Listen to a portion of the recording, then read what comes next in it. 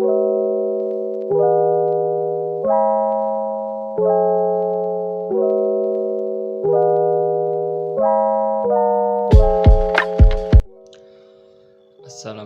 warahmatullahi wabarakatuh. Perkenalkan, nama saya Muhammad Ali, NIM 6071119097. Baik, saya akan memaparkan materi mengenai kelompok saya, yaitu adapun 6 prinsip dalam mendesain struktur organisasi.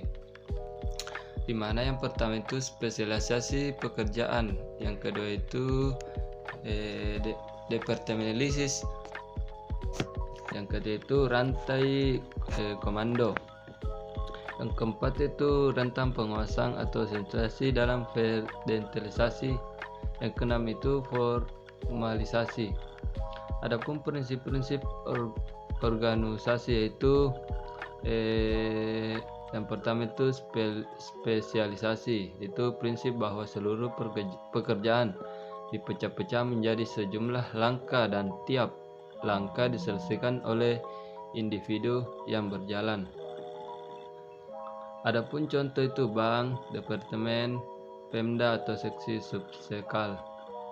Yang kedua itu departementalisasi, itu setelah pekerjaan dibagi-bagi menjadi melalui spesialisasi kerja, perlu dilakukan pengelompokan pekerjaan tersebut sehingga tugas yang sama atau mirip. Dasar yang digunakan untuk pengelompokan itu disebut departementalisasi bagian di atas subjektif. Adapun rantai komando, itu rantai komando merupakan garis wewenang yang tidak terputus-putus,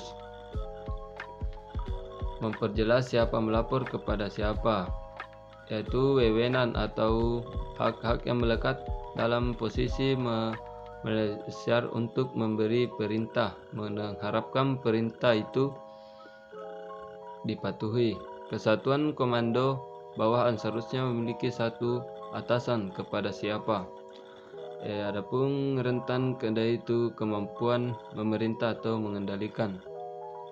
Rentang kendali berkaitan dengan jumlah bawahan yang dapat dikendalikan oleh seorang manajer secara efisien dan efektif. Sentralisasi dan desentralisasi, jika pengambilan keputusan dilakukan dengan sedikit atau tanpa masukan diri personil di tingkat lebih bawah atau keputusan organisasi. Formalisasi, yaitu sejauh mana organisasi menyadarkan dirinya pada peraturan dan prosedur untuk mengatur Saya akan melanjutkan materi mengenai prinsip-prinsip organisasi menurut Robbins 2003, yaitu formalisasi. Dalam formalisasi organisasi yaitu sejauh mana organisasi menyadarkan dirinya pada peraturan dan prosedur untuk mengatur perilaku daripada pegawainya. Kemudian formalisasi tingkat di mana jabatan atau pekerjaan dalam organisasi terstandarisasi dan perilaku karyawan diatur oleh aturan dan prosedur, di mana formalitas juga sebagai jabatan pekerjaan yang sangat diformalkan menjadi diskresi yang minimal atas segala sesuatu yang dilakukan. Dan formalisasi yang rendah berarti batasan-batasan yang sedikit dalam bagaimana karyawan menjalankan pekerjaannya. Dalam formalisasi dikenal istilah mekanistik dan organistik.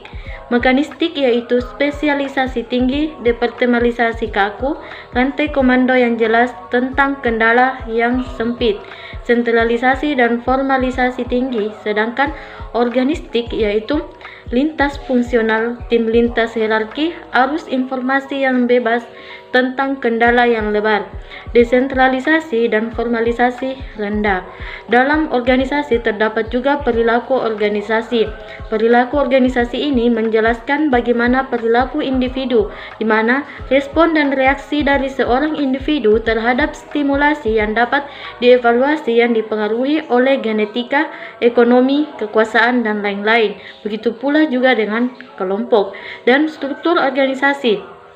Sistem yang digunakan untuk mendefinisikan hierarki dalam sebuah organisasi untuk menetapkan cara organisasi beroperasi dalam mencapai tujuannya. bertindak dan bereaksi di dalam suatu organisasi untuk mencapai tujuan dan kinerja yang baik dan dominan.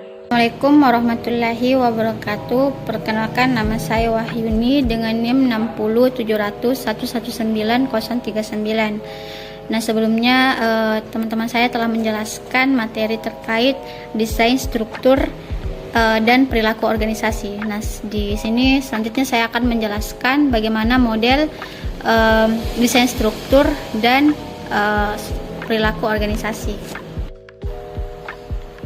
Model desain struktur dan perilaku organisasi yaitu meliputi tentang input-input atau sumber daya, di mana sumber daya yang dimaksud ini ialah tentang perilaku individu yang kemudian berproses menjadi perilaku kelompok. Kelompok yang dimaksud di sini yaitu tentang struktur intern organisasi koperasi yang di dalamnya terdapat rapat anggota, pengurus pengawas, penasehat, manajer unit, dan kemudian karyawan. Nah, jika perilaku kelompok berproses dengan kerjasama yang baik, maka akan menghasilkan standar kinerja yang ingin dicapai atau biasa disebut dengan performance goals, baik itu kecepatan operasional, kinerja, dan lain-lain. Nah, selanjutnya tentang karakter pada manusia. Nah, sebelum menentukan penilaian perilaku pada manusia, secara umum manusia memiliki karakter dengan 6 emosi dasar dan beserta dengan turunannya. Adapun itu meliputi bahagia, sedih, jijik, marah, takut, dan terkejut. Dari masing-masing 6 emosi ini menunjukkan karakter dan sikap yang berbeda-beda sesuai dengan suasana hati manusia tersebut. Selanjutnya tentang model perilaku organisasi. Adapun model perilaku organisasi yaitu pertama model autokratis yang merupakan model di mana minta ketaatan dan disiplin. Kedua, model kustodian merupakan di mana karyawan dalam model ini berorientasi pada keamanan dan manfaat yang diberikan kepada mereka. Kemudian yang ketiga ada model yang mendukung. Model ini merupakan model di mana karyawan berorientasi pada kinerja dan berpartisipasi dengan pekerjaan mereka dengan adanya persyaratan karyawan terpenuhi dengan status dan pengakuan. Kemudian ada model kolega. Pada model ini tingkat akar model ini dengan kemitraan, adanya kerja tim. Kemudian model sistem. Nah, model ini didasarkan pada kepercayaan, motivasi diri, dan karyawan akan berkomitmen untuk melakukan tugas mereka. Terakhir tentang model-model organisasi lain. Nah, di sini terdapat model organisasi behavior dari Jerman dengan perbandingan organisasional behavior yang secara umumnya. Di sini memiliki beberapa perbedaan, di mana perbedaan-perbedaan itu bisa kita ketahui karena setiap organisasi memiliki perbedaan dengan proses yang berbeda-beda juga, karena yang ingin dicapai itu pun sangat berbeda. Maka dari perbedaan itulah mungkin bisa menunjukkan bagaimana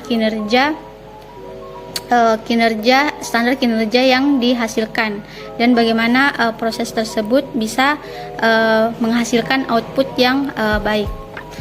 Sekiranya mungkin itu saja dari yang bisa saya sampaikan. Kurang dan lebihnya mohon dimaafkan. Wassalamualaikum warahmatullahi wabarakatuh.